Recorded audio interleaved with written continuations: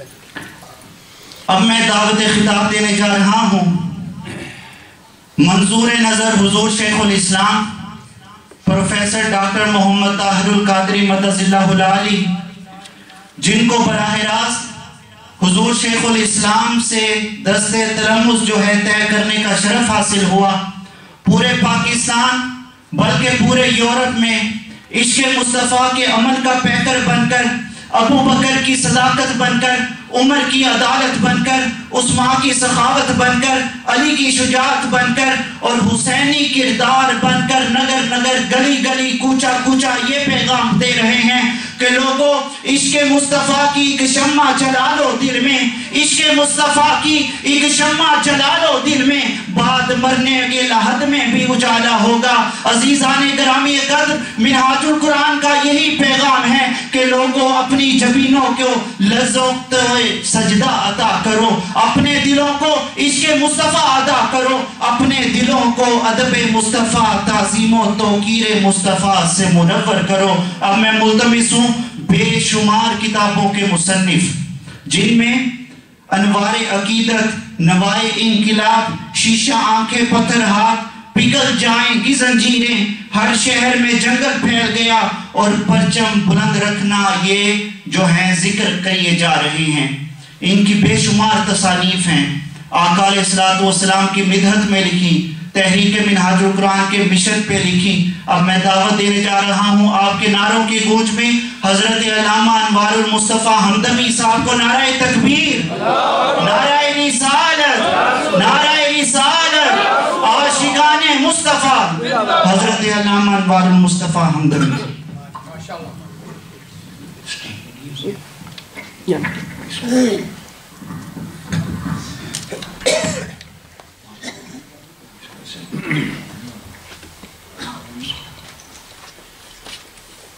نحمد ونسلم علی سیدنا و مولانا محمد نبی الأمی وعلی آلہ وصحبہ اجمعین،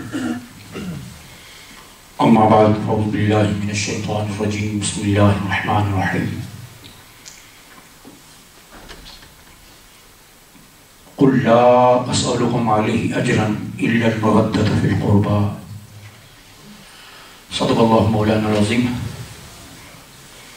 حضرات گرامی قدر،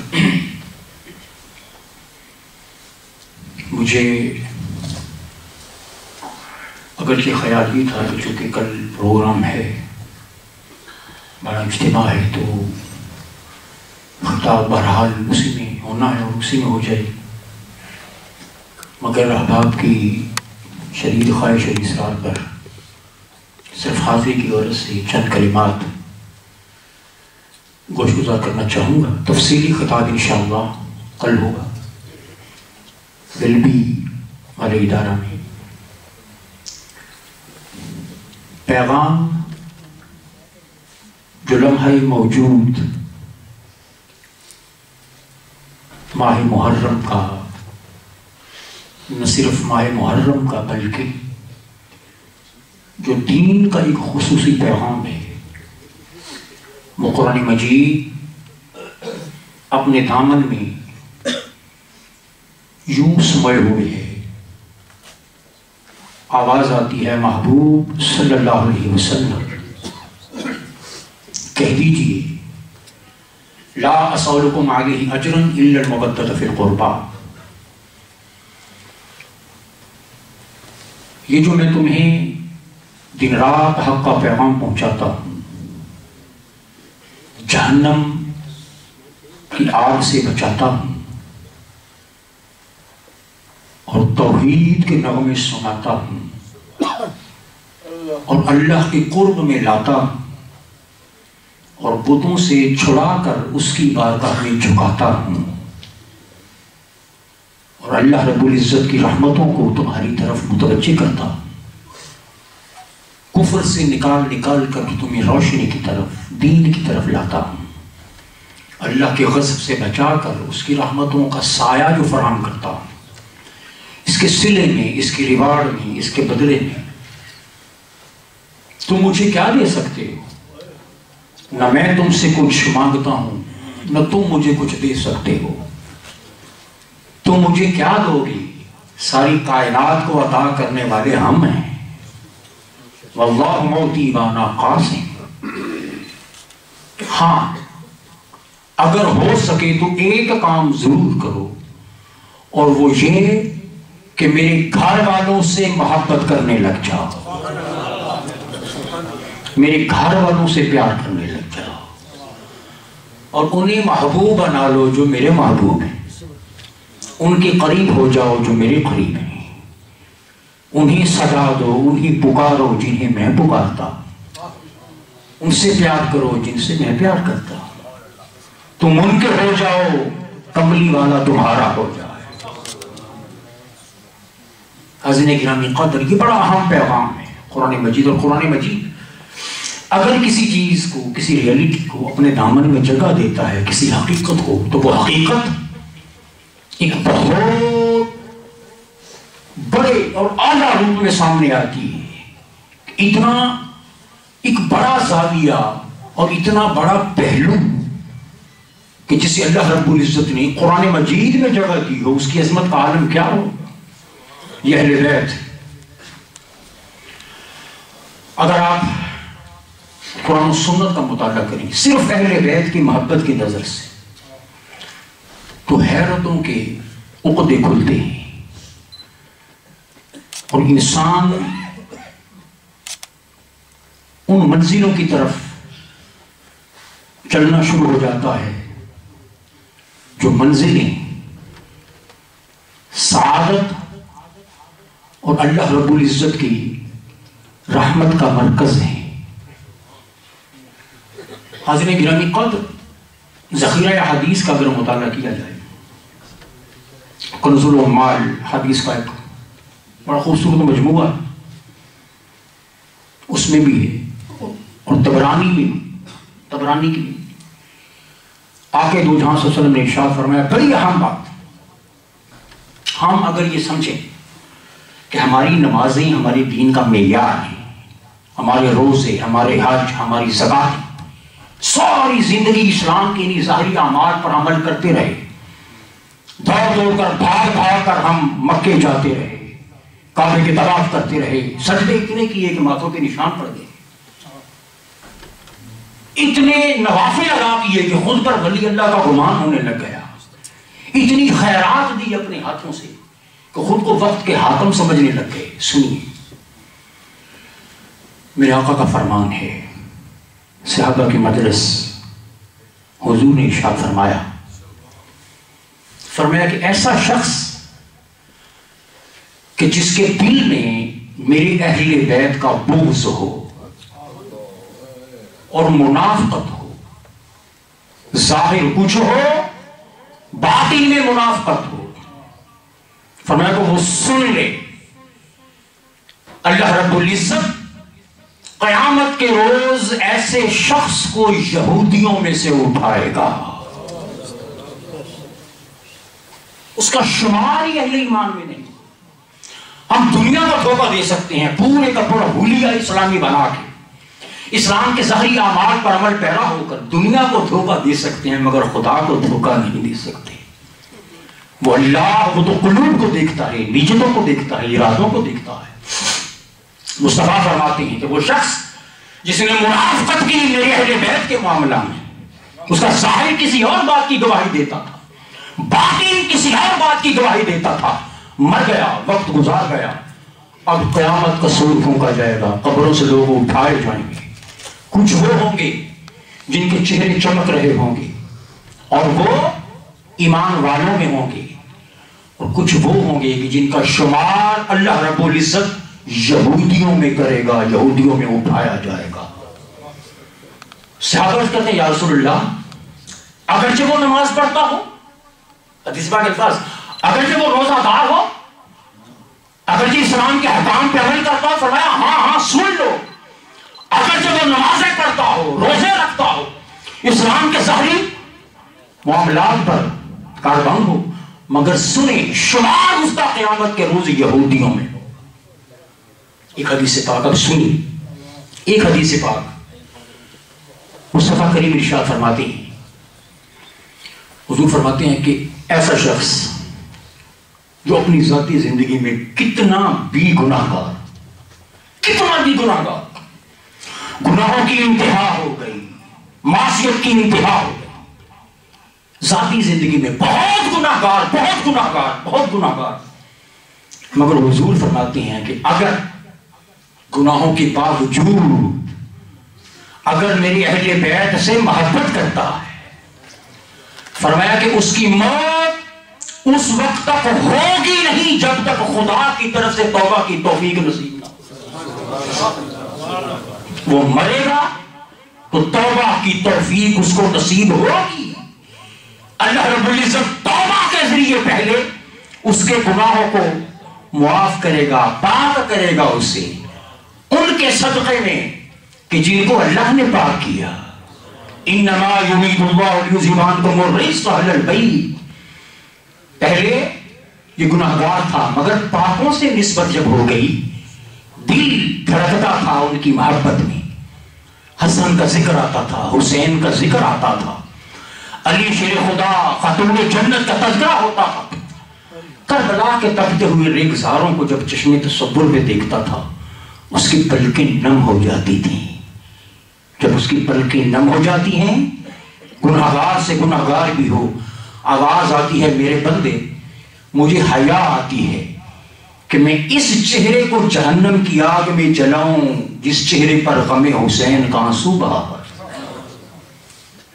فرمایا کہ اس کو توبہ کی توفیق نصیب ہوگی، مرنے سے پہلے گناہوں سے پاک کیا جائے گا، پھر اس پر عزرائیل آئے گا اور موت وارد ہوگی اور اللہ کے حضور پیش ہوگا۔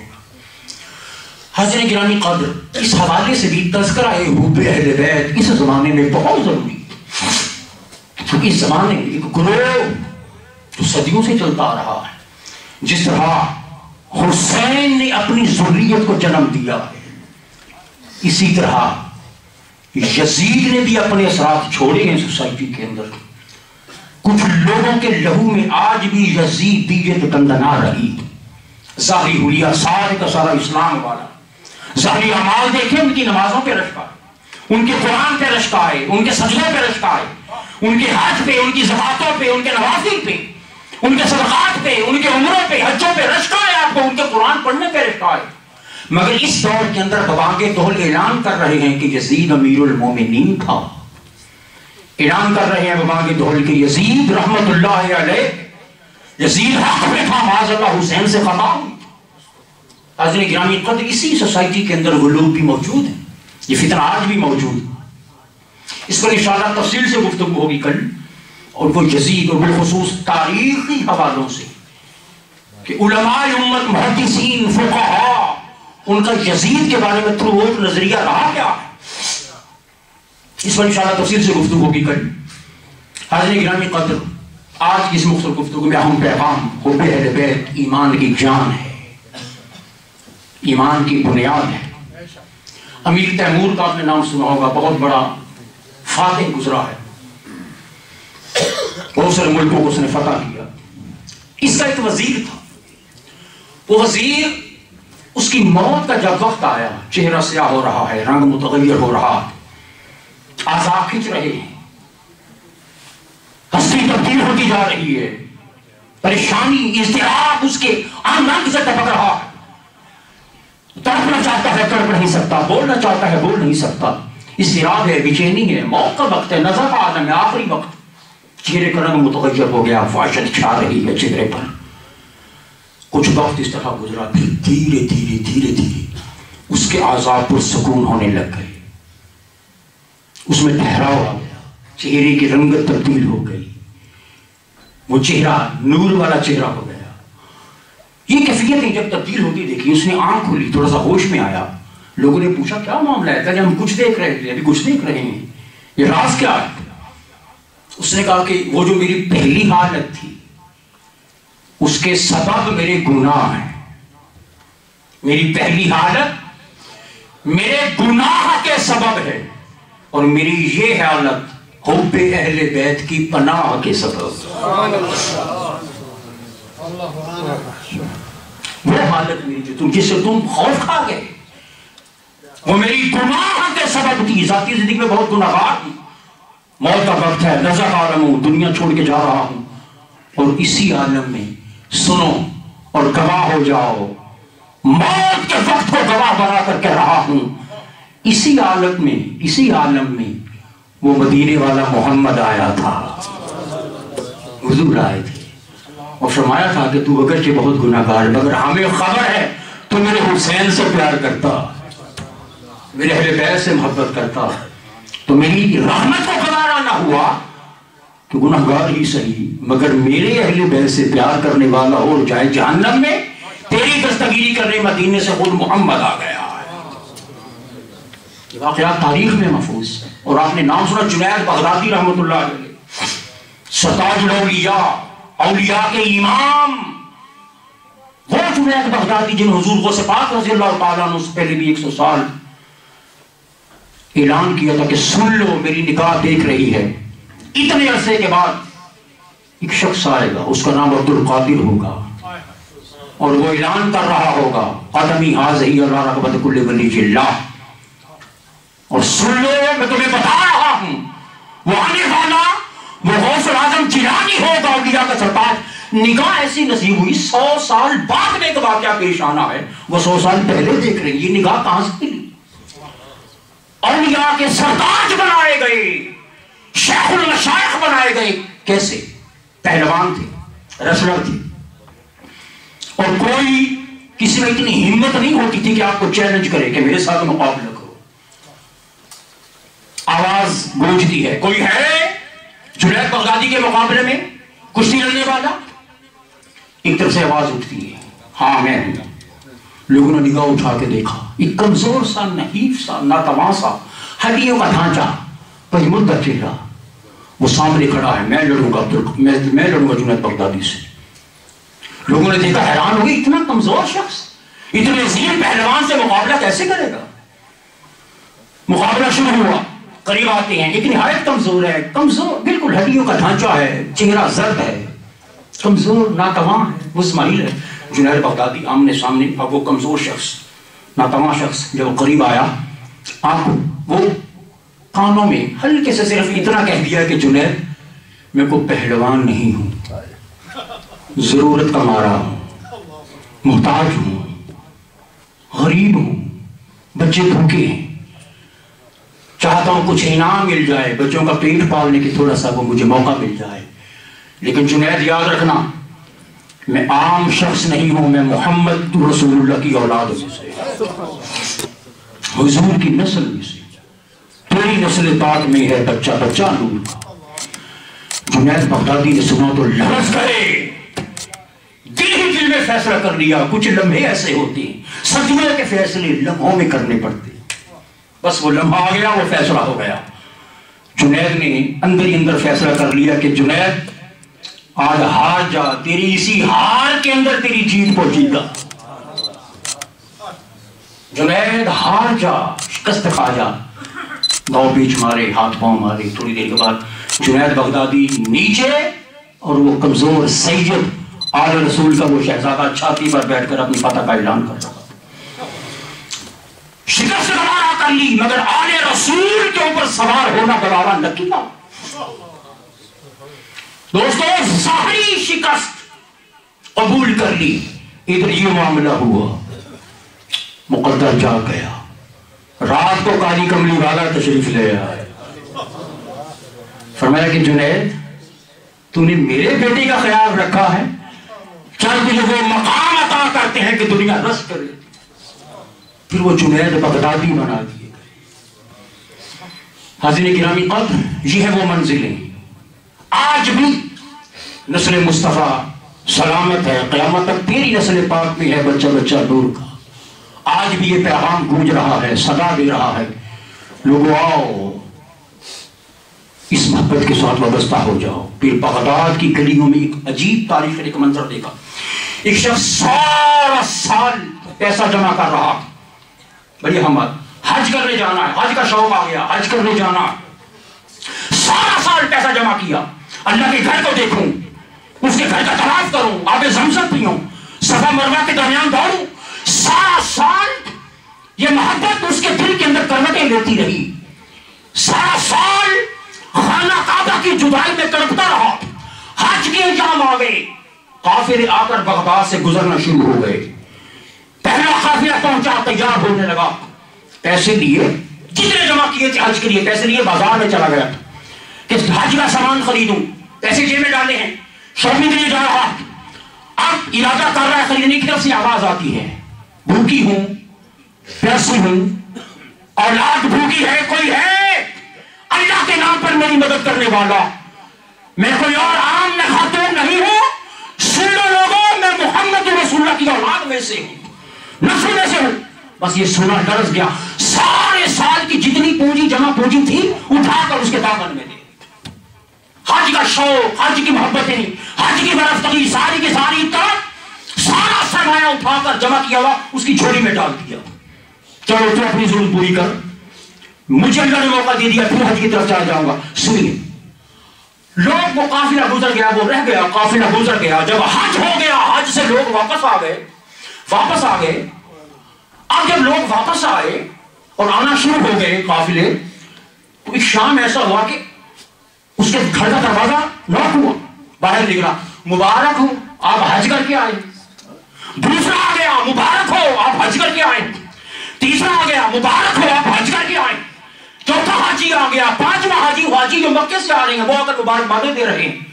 بھائی میں تو گیا ہی نہیں ہوں, میں تو اپنے گھر میں رہا, میں تو جا نہیں سکا.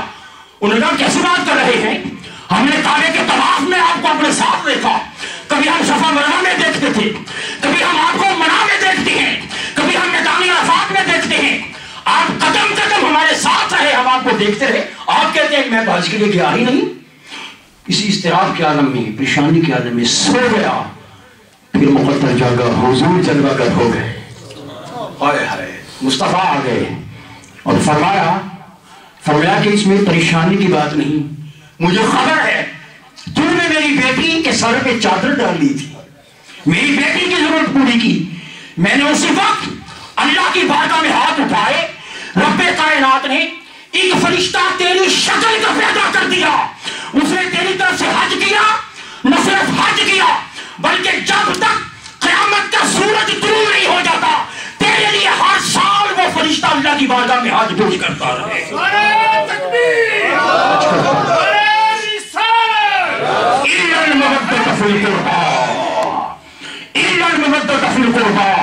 لوگوں یہ وہ محبت ہے جو زندگی دیتی ہے, جو ایمان دیتی ہے, جو طہارت دیتی ہے, جو ناپاکی کو پاک کر کے انسان کو طہارت کا مجسمہ بناتی ہے, وجود سے گناہوں کے بوجھ ہٹا کر انسان کو پاک کر کے قبر میں استقبال لاتی ہے کہ فرشتے بھی اس میں جا کر ناز کرنا شروع کر دیتے ہیں.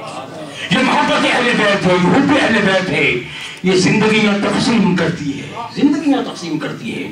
اور حاضرین, کبھی بھول کے بھی خیال میں نہ لائیے کہ وہ سادات کا سرتاج, شہنشاہ سادات, امام علی مقام علیہ السلام, جو میں نے کہا زندگیاں تقسیم کرتے ہیں, ایمان تقسیم کرتے ہیں. اللہ کی ذات کی قسم, ایمان بھی اہل بیت تقسیم کرتے ہیں, زندگیاں بھی وہی تقسیم کرتے ہیں. میرے اپنے شیخ میر محمد خان ہمدم رحمۃ اللہ علیہ, جن کی نسبت سے میں ہمدم ہی کہلاتا ہوں, ذوق کے عالم میں یہاں کوئی مرض ہو گیا, تھوڑا سا ہو گیا, رسول بن گیا, بس آج نہیں, کل نہیں, پرسوں نہیں, اسی 1 2 3 4 دن میں بس موت سے ہم کنار ہو جائیں گے, یہ کیفیت ہو گئی, یہ خیال پیدا ہو گیا. اسی سوچ کے عالم میں, اسی اضطراب کے عالم میں امام علی مقام علیہ السلام جلوہ گر ہوتے. ماں سمجھو میرا حسین کربلا میں مجبور تھا. وہ کیسے مجبور ہوتا ہے, زندگی جن کی ہتھیلیوں پہ رقص کر رہی ہو, وہ کیسے مجبور ہو سکتا ہے. موت اجازت لے کر جن کی بارگاہ میں حاضر ہوتی ہو. امام علی مقام علیہ السلام خواب میں جلوہ گر ہوئے, فرمانے کہ ہمدم گھبراتا کیوں ہے, میں نے اللہ کی بارگاہ میں دعا کر کے تیری زندگی بڑھا دی ہے, تو جیے گا ابھی دین کی خدمت کے لیے. دوستو, یہ زندگیاں اور خود کتابوں کے اندر ایک واقعہ درج امام زین العابدین رضی اللہ تعالیٰ عنہ جب میدان کربلا سے واپس مدینہ کی طرف, یزید کے دربار سے جب مدینہ پاک کی طرف سفر شروع کرتے ہیں, راستے میں ایک مقام ایسا ہوتا ہے, ایک واقعہ ایسا ہوتا ہے کہ ایک ہرنی फरियाद लेकर आप तक पहुंची, एक शिकारी से बचाएं। हरनी की गुफ्तगू को समझा, शिकारी से नजात दिला दी। शिकारी ने देखा कि हरनी की गुफ्तगू समझ रहे हैं, ये कमाल, आप कौन हैं? फरमाया कि हम ज़ैनुल आबिदीन हैं, हुसैन के बेटे, हम ज़ैनुल आबिदीन हैं। बस मोहब्बत में मुबतला हो गया और यजीदियों के साथ लड़ता लड़ता शहीद हो गया। बीवी को पता चला मेरा खामन शहीद हो गया, हुब्बे अहले बैत में शहीद हो गया, महबूब अहले बैत में मारा गया है। दोस्तों, वो रोती रोती आई, आप ज़ैनुल आबिदीन हैं, आपके घर की मोहब्बत में मेरा शौहर मारा गया, क्या चाहती है माई? हुजूर कुछ नहीं चाहती, छोटे छोटे बच्चे हैं, हरनी के बच्चों को यतीमी से बचाने वाले मेरे बच्चों को भी यतीमी से बचा सकते हो। ज़ैनुल आबिदीन, मेरी औलाद को उसका बाप चाहिए, मुझे खामन चाहिए। ज़ैनुल आबिदीन ने इशारा किया, वो शख्स जो शहीद हो गया था, गर्दन तल से जुदा हो गई थी, इशारा किया, माई वो देख, तेरा खामन पलट रहा है। देखा तो वो शहीद सुबह शख्स जिंदा होकर वापस पलट रहा था। ये क्या मामला है? एक तरफ अली असगर ज़िबा हो रहा है, एक तरफ अली अकबर मारा जा रहा है, और वो मुहम्मद शहीद हो रहे हैं, हुसैन लाशें उठा उठा कर ला रहे हैं। दोस्तों, और एक तरफ आलम यह है कि मुर्दों को जिंदगी दी जा रही है। पूछा गया, हुजूर ये मामला क्या है? फरमाया, भाई तुझे शौहर चाहिए था, ले जा, हमारे मामले में चुप कर, ये हमारी और हमारे रब की रिजा का मामला है। ये रिजा का मामला था। लोगों, ये कोई मजबूर न थे, ये मुख्तार थे। हुक्म देते तो फरात कदमों में आकर बहने लग जाता। उन कदमों से वाबस्ता हो जाओ। अल्लाह रब्बुल इज्जत की कसम, दुनिया और आखिरत में बरकतें ही बरकतें नसीब होंगी। और उन्हें जिंदा समझो, हयात समझो। आज भी उनकी मोहब्बत का दम भरने वाले, उनकी रूह के अंदर वो रमक और जिंदगी की हरारत हुसैन देता है, हुसैन देता है, हुसैन देता है। अल्लाह रब्बुल इज्जत इसी काफिले हुसैनी में हमारा शुमार करे और हम जिए तो मोहब्बत और मोहब्बत अहले बैत के साए में, और मौत नसीब हो तो दमे आखिर जुबान पर अहले बैत की मोहब्बत की सदा हो। दर वक्त अजल सर तेरी चौखट पे झुका हो, जितनी वो कज़ा एक ही सजदे में अदा हो। मटी ना हो बर्बाद मेरी पसमर गिलाही, जब खाक उड़े मेरी तो मदीने की हवा हो। वमाले